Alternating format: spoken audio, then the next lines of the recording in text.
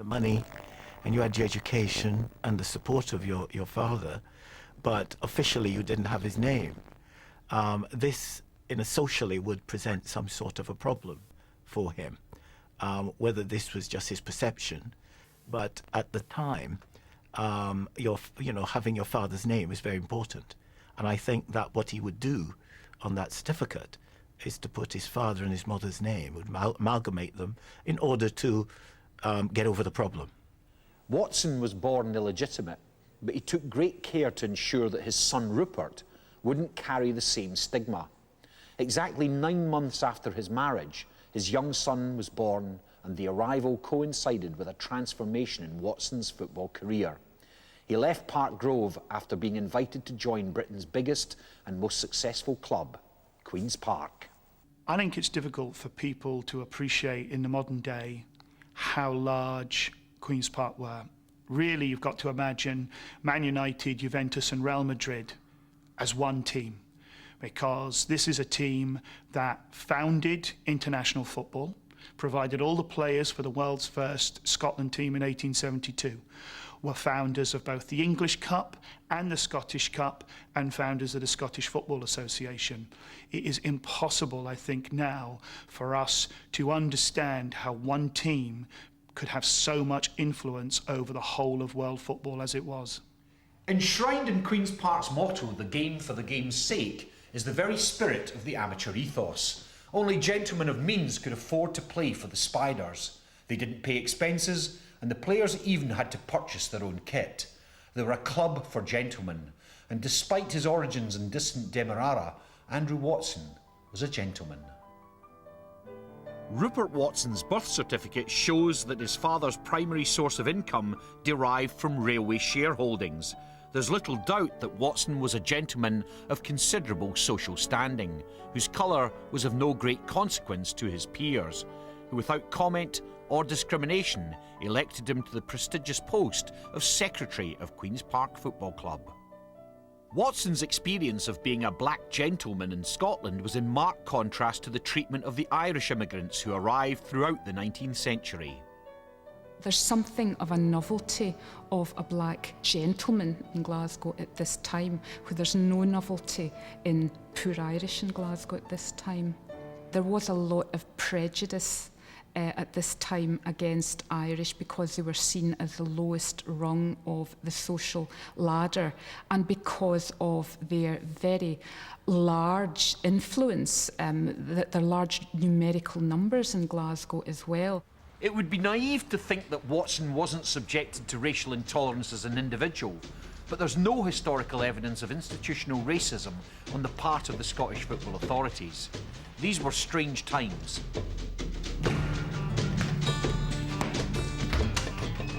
One of Watson's first games for Queen's Park was against the Sheffield Zulus, an exhibition side formed to raise money for the widows and orphans of British soldiers killed in the Zulu Wars. To entertain the public, they blacked themselves up with burnt cork and carried spears and shields onto the park with them. History can only speculate what Watson made of this weird and flamboyant sight. Less than a month after that encounter with the Zulus, Watson won the first major medal of his career when Queen's Park lifted the prestigious Glasgow Charity Cup after a replay. They beat Rangers by 3-1, and Watson's influence on the Queen's Park team is recorded in the Scottish Football Association Annual of 1880. A. Watson, Queen's Park, late of the Park Grove.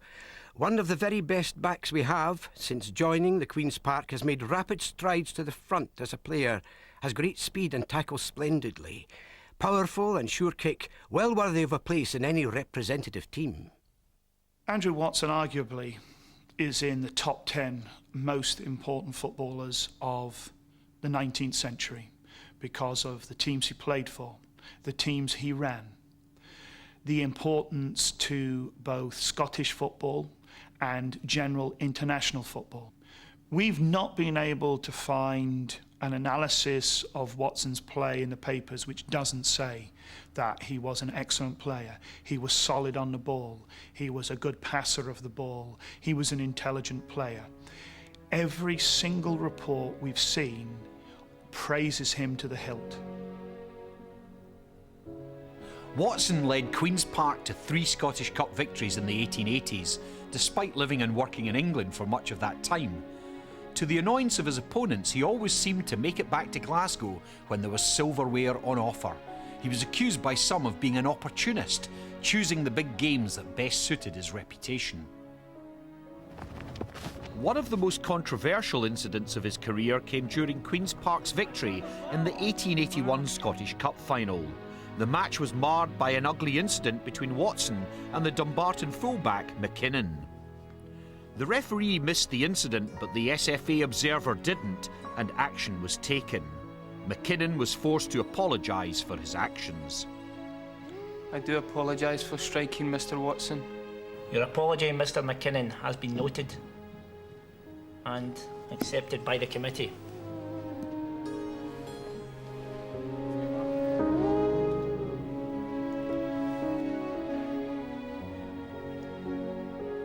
Following McKinnon's apology, the committee presented the Scottish Cup to the victorious Queen's Park captain, Andrew Watson.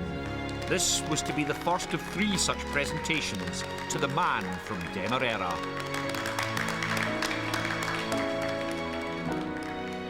That same SFA minute book from 1881 also records an incident that, while boorish and crass in nature, shows just how Watson's talent was respected by the Scottish football authorities.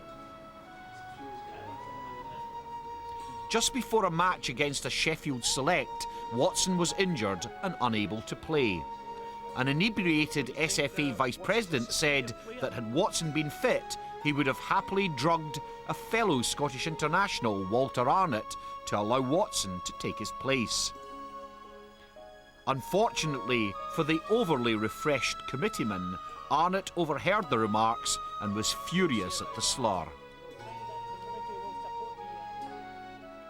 Arnott's letter demanding an apology for the official's outburst is minuted in the SFA records, and an apology was made.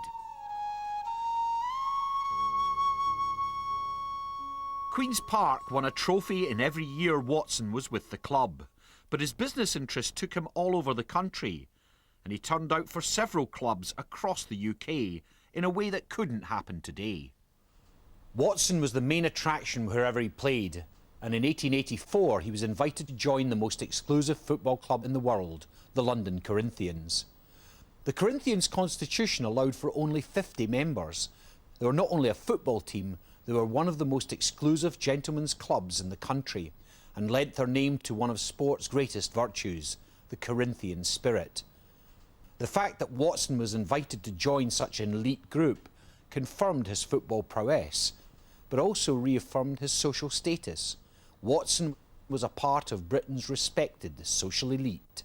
The Corinthians were on the whole university graduates, public school boys, ex-public school boys, independently wealthy gentlemen, I think it's safe to say, people who could play football, cricket, cycle, tennis, you name it. They had a lot of leisure time. They were independently wealthy and they could spend a lot of time devoted to sports and leisure.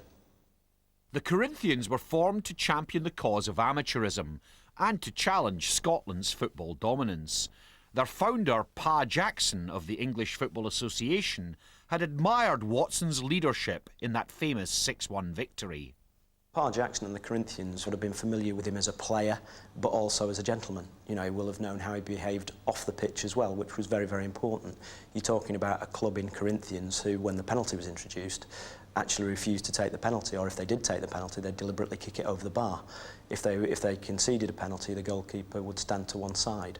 You know, so this was a very elite group of people who enjoyed each other's company as well as playing against each other. So I'm sure that will have been one of the determining factors behind getting him down to the Corinthians.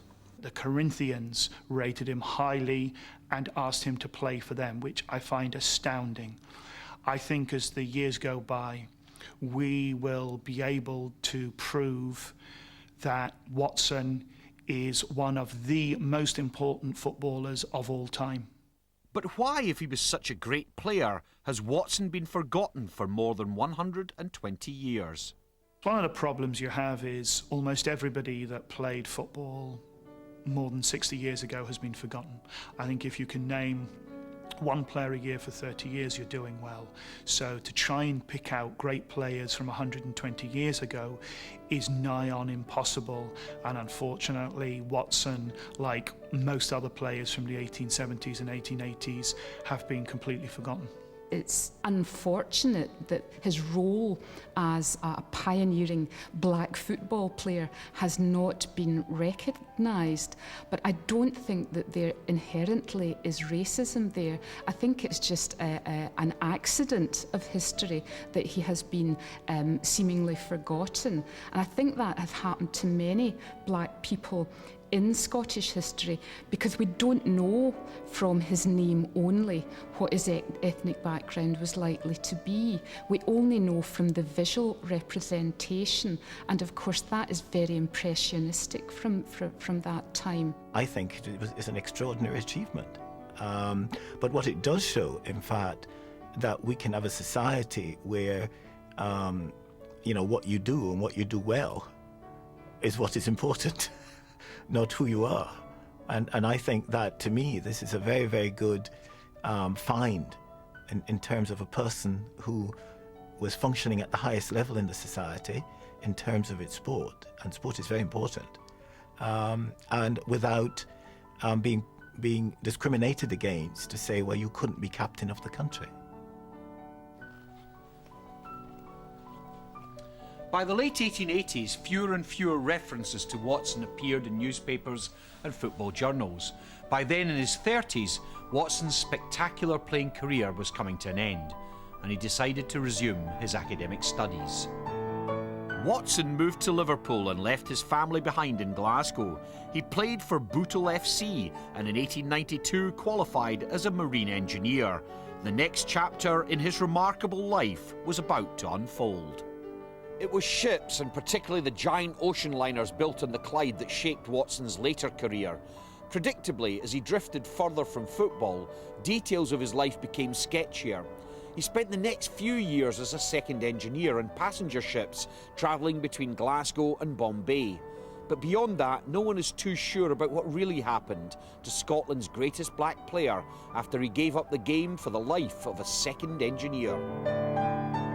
The 1901 census offers one clue. It's the last public record of the Watson family in Scotland, and it shows his children living at their grandparents' home in Glasgow. But there's no record of either Andrew or his wife, Jessie. We can only speculate as to what became of them. The only other vague clue to the whereabouts of Andrew Watson lies thousands of miles from Scotland in the New South Wales State Archive. It was there that we found Rupert's marriage certificate from 1915. On it he says his father and mother are both dead. This is the last known mention of Andrew Watson.